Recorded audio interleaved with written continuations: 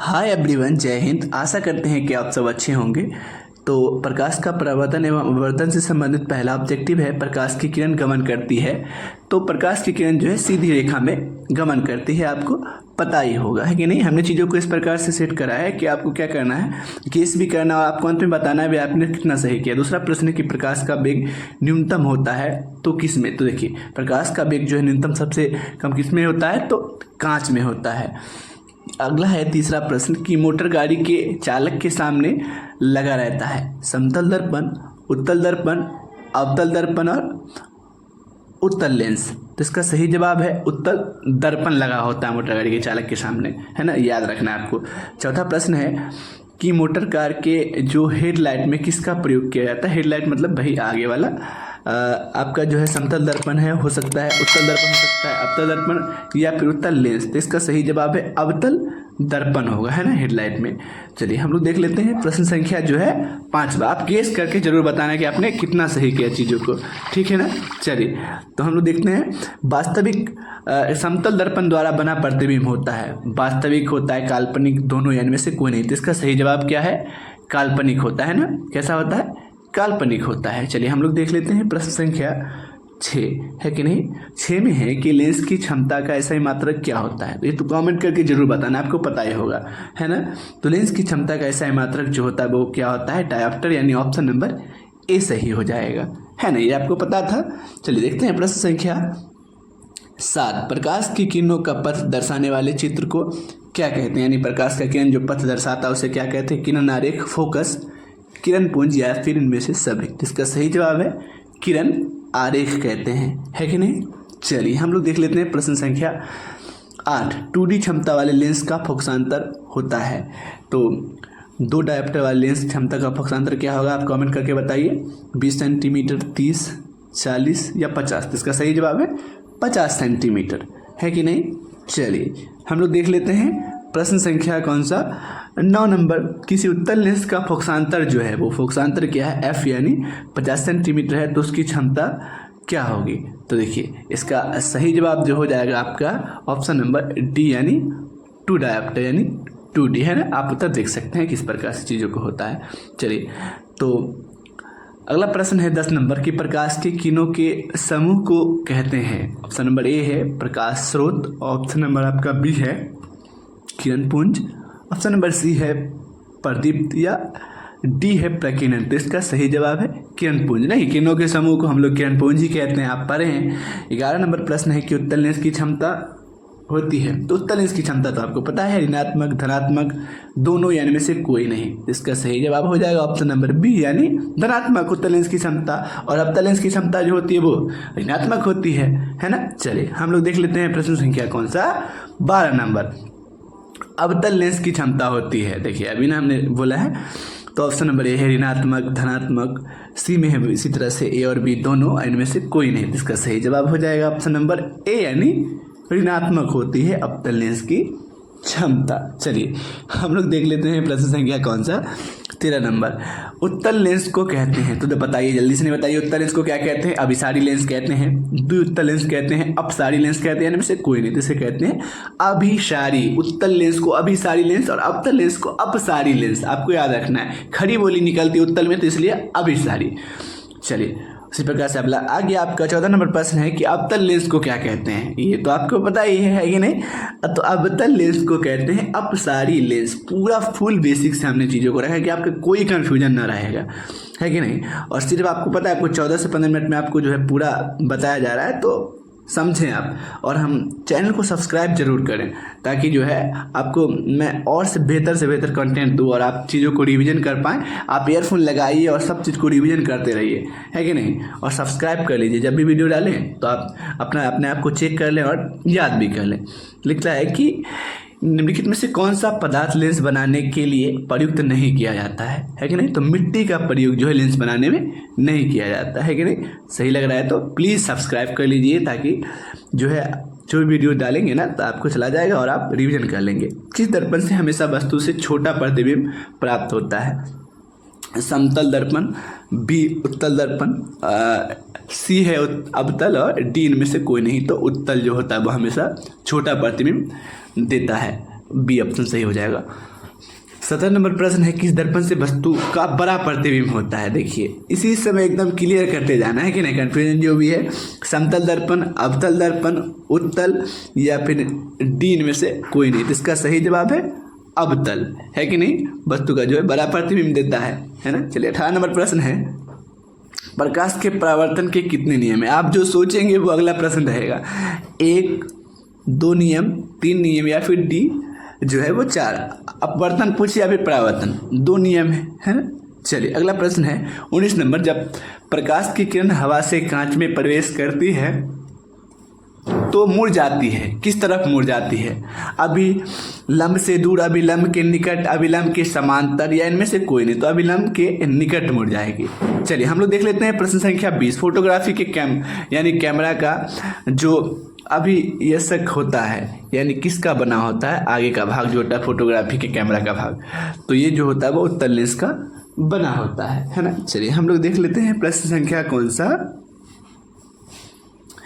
21 number प्रश्न, यानी अगला प्रश्न जो भी है देख लेते हैं। साइड में मोटर गाड़ी के साइड मिरर के रूप में प्रयुक्त होता है अवतल दर्पण का, उत्तल दर्पण का, उत्तल लेंस का या प्रिज्म का। तो उत्तल दर्पण का जो है साइड मिरर में लगा होता है। 22 नंबर प्रश्न है कि एक अवतल दर्पण की फोकस दूरी 10 सेंटीमीटर है तो उसकी वक्रता त्रिज्या क्या होगी। तो F बराबर R/2 आप जानते हैं, तो वक्रता त्रिज्या पूछ रहा है तो R हो जाएगा 20, R बराबर 2F यानी 20 सेंटीमीटर, 10 दूना 20 हो गया। चलिए प्रश्न संख्या 23 है कि निर्वात की किरण एवं अभिलंब के बीच कोण को कहते हैं आपतन कोण, परावर्तन कोण, निर्गत कोण या इनमें से कोई नहीं। इसका सही जवाब ऑप्शन नंबर सी यानी निर्गत कोण कहते हैं। चलिए प्रश्न संख्या 24 है कि सरल सूक्ष्मदर्शी में किसका प्रयोग होता है। अवतल दर्पण का, उत्तल दर्पण का, अवतल लेंस का या फिर उत्तल लेंस का। तो इसका सही जवाब है उत्तल लेंस का। चलिए हम लोग देख लेते हैं प्रश्न संख्या 25। इसमें दिया गया है कि किस लेंस के द्वारा सिर्फ काल्पनिक प्रतिबिंब बनता है। ऑप्शन नंबर ए है आपका उत्तल, ऑप्शन नंबर जो है आपका बी है आपका अवतल, ऑप्शन नंबर सी है आपका बाइफोकल और डी में है इनमें से कोई नहीं। इसका सही जवाब है बी यानी अवतल, है ना, काल्पनिक प्रतिबिंब हमेशा बनाता है। चलिए हम लोग देख लेते हैं प्रश्न संख्या कौन सा, 26 नंबर। प्रकाश के जो परावर्तन के नियम निर्धारित होता है उसमें से कौन सही है। तो परावर्तन कोण जो है अपवर्तन कोण के बराबर होता है, या फिर आप कह सकते हैं ये भी कि अपवर्तन कोण परावर्तन कोण के बराबर होता है, दैट इज सेम। चलिए हम लोग देख रहे हैं प्रश्न संख्या कौन सा, 27 नंबर। काल्पनिक प्रतिबिंब होता है सीधा, उल्टा, दोनों या इनमें से कोई नहीं। तो काल्पनिक प्रतिबिंब जो होता है हमेशा क्या होता है, वो सीधा होता है। चलिए हम लोग देख लेते हैं प्रश्न संख्या 28। लेंस में मुख्य फोकस की संख्या कितनी होती है। लेंस में मुख्य फोकस की संख्या 2 होती है, ऑप्शन नंबर बी है 1 होती है, सी है आपका 3 होती है या फिर डी कोई नहीं। तो देखिए लेंस में मुख्य फोकस की संख्या जो होती है केवल 2 होती है। प्रश्न संख्या 29 है अगला कि सर्च लाइट का परावर्तक सतह बना होता है उत्तल लेंस का या अवतल का, समतल का या फिर डी इनमें से कोई नहीं। तो इसका सही जवाब है आपका बी यानी अवतल का। सर्च लाइट का परावर्तक सतह किसका बना होता है, तो अवतल का। चलिए 30 नंबर प्रश्न है, दाढ़ी बनाने में कौन सा दर्पण प्रयोग होता है। ऑप्शन नंबर ए है समतल, ऑप्शन नंबर बी है उत्तल, सी है आपका अवतल और डी है इनमें से कोई नहीं। इसका सही जवाब है अवतल यानी जो ऑप्शन नंबर सी सही है। दाढ़ी बनाने में अवतल का प्रयोग किया जाता है, अवतल दर्पण का। चलिए हम लोग देख लेते हैं प्रश्न संख्या 31। एक उत्तल लेंस की क्षमता एक डायोप्टर है तो उस लेंस की फोकस दूरी क्या होगी। तो देखिए एक डायोप्टर है तो उस लेंस की फोकस दूरी क्या होगी, 100 सेंटीमीटर। आप सूत्र देख सकते हैं, उस प्रकार से चीज़ों को सॉल्व किया जाता है। 32 नंबर है कि किसी गोलीय दर्पण तथा किसी पतले गोलीय लेंस दोनों की फोकस दूरियाँ -15 सेंटीमीटर है तो दर्पण तथा लेंस संभवतः होगा। तो माइनस है तो किस प्रकार होगा, तो आपको पता ही है दोनों अवतल होगा। जब भी माइनस चीज़ें दिया है तो अवतल होगा, है ना, ऋणात्मक है। प्रश्न संख्या जो है 33 है, प्रकाश के अपवर्तन के कितने नियम हैं। तो हमने कहा था कि प्रकाश के अपवर्तन पूछे या फिर प्रवर्तन पूछे, दोनों का कितना नियम है, वो 2 ही है।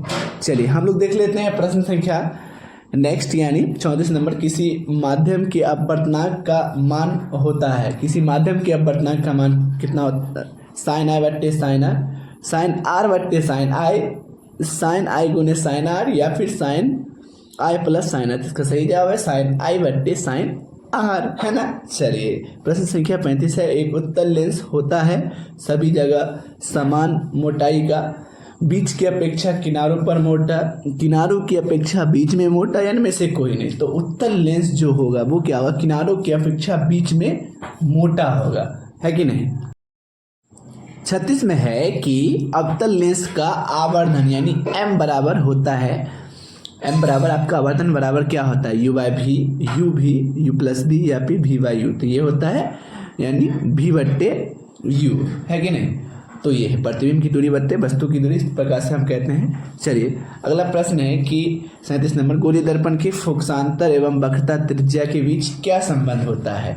तो r बराबर 2f, f बराबर r, f बराबर 2 बट्टे जो r है, तो इसका सही जवाब है r बराबर 2f, या फिर f बराबर r बट्टे 2 भी कह सकते हैं, है ना। चलिए प्रश्न संख्या 38 है कि सोलर कुकर में प्रयोग किया जाता है अवतल दर्पण का, उत्तल दर्पण का, समतल दर्पण का, या फिर उत्तल एवं अवतल दोनों दर्पण का। तो अवतल दर्पण का जो है प्रयोग सोलर कुकर में किया जाता है। 39 नंबर प्रश्न है कि उत्तल लेंस जो बना प्रतिबिंब होता है उत्तल लेंस के द्वारा वो कैसा होता है? तो वास्तविक और उल्टा होता है। उत्तल लेंस के द्वारा बना प्रतिबिंब कैसा होता है? वास्तविक एवं उल्टा।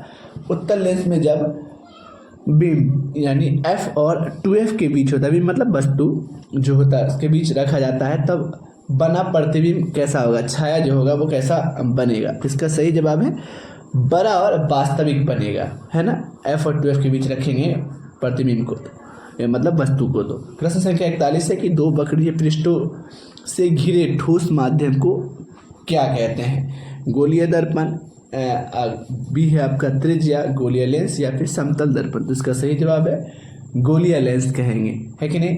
प्रश्न संख्या 42 है कि वह गोलीय दर्पण जो बाहर की तरफ वक्री होता है यानी बाहर की तरफ निकला होता है उसे क्या कहते हैं? अवतल दर्पण, समतल दर्पण, उत्तल दर्पण, यानी